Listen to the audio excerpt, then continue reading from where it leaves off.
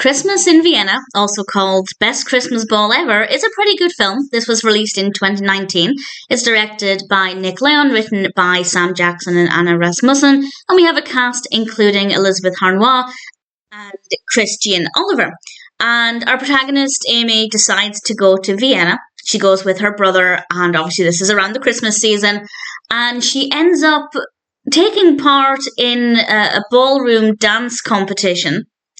And, well, I'll say no more than that. It's partly about the competition, of course, but also about this romantic relationship that begins to develop. And I really enjoyed the narrative. I thought it worked really well. The pacing was really great. It didn't take too long at all to get to the main point, which I always really appreciate. So the narrative worked really well. I enjoyed the story. We obviously have a lot of beautiful performances and, of course, a lot of gorgeous music as well, because typically they're dancing to music. A lot of really beautiful Christmas music. The characters are really likeable, really well written. The on-screen chemistry between our leads was really believable. The performances are really strong, so I'm happy there as well. This was filmed apparently in Vienna. I don't know if it was completely filmed in Vienna, but it's always a bonus when a film is actually filmed in the place it's meant to be set.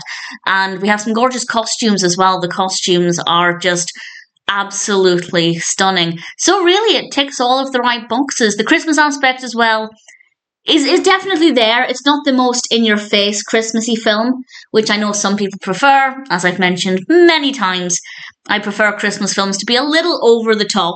That's not quite the case here, but it's still festive enough and has a nice, strong holiday feel to it. So I have no complaints. I thought Christmas in Vienna was a nice narrative, well executed, with some likable characters and very good performances, some beautiful costumes, gorgeous, gorgeous music, and I can't comment on the actual dancing itself because I'm not a dancer, but to my amateur eyes, the dancing looked very good. But if anybody has any thoughts on that, please feel free to share.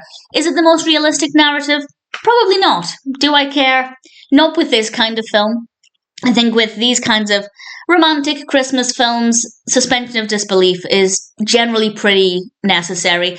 As long as you believe the actions of the characters within the context of the narrative, then it's usually a pleasant experience, and I'm pleased to say that that is the case with Christmas in Vienna. A really good film, definitely one that I enjoyed, and I'm very happy to recommend it.